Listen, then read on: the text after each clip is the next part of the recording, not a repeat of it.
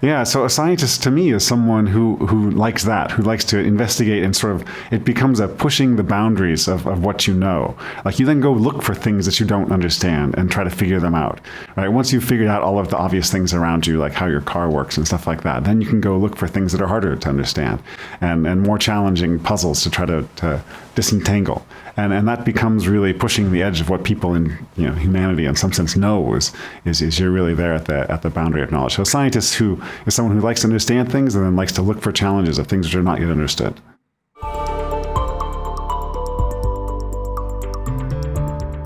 Yeah, I think so. So I'm teaching electricity and magnetism right now at MIT.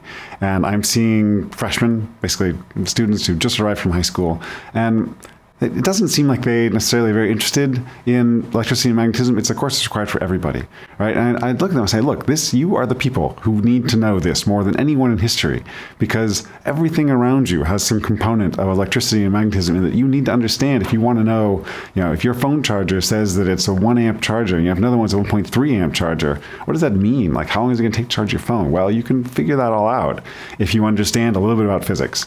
And I can tell you what a 1 amp thing does and how long it'll take to charge your phone, right? I know what a 5-volt charger means because I understand this stuff, right? And you will too by the end of this course. And then they're like, oh, okay, maybe this is actually interesting and maybe potentially relevant to my life. So yeah, I think that science now, understanding science now is something important for a lot of people, especially young people growing up and who are going to be looking for jobs and trying to understand the world around them.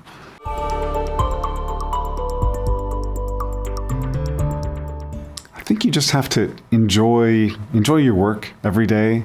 So a lot of times we get a question which is similar to this for the gravitational wave work that I work on, Lisa works on. And the question is something like, you were doing this for 20 years. How did you stay focused on a goal that was so far away? And the answer is you don't. You focus on the daily goals, right? I have this interferometer, this object, which is not working today. And I don't know why it's not working. So I'm going to try to fix that. And then once I have it functioning properly, I say, okay, how can I make this better? And inevitably in making it better, you break it again. And then you have to fix it again. And you just repeat this process. And every day you have some set of goals which get you to the end of that day and to the next one. And maybe your goals are a week long, or maybe they're a month long. And then you have a variety of these things. Even out to 2 decades out, you'll have a large goal that you're working towards. But you're not thinking about that all the time. Every day you're thinking about, what do I need to do today to take this next step forward? And of course, the people you're working with are doing the same thing. And if that's a fun work environment, then it really becomes a fun problem-solving process for everybody.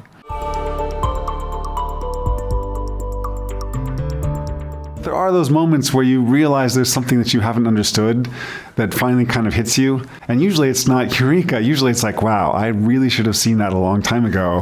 Why didn't I figure this out?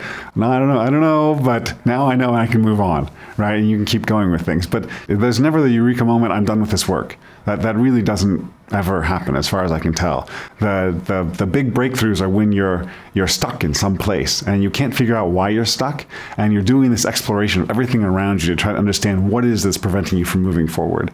And once you've found it, it's a relief. Like, okay, I've got it. Now I can keep going. I can move on to the next step, right? So it's never at the end. It's always the beginning of the next thing.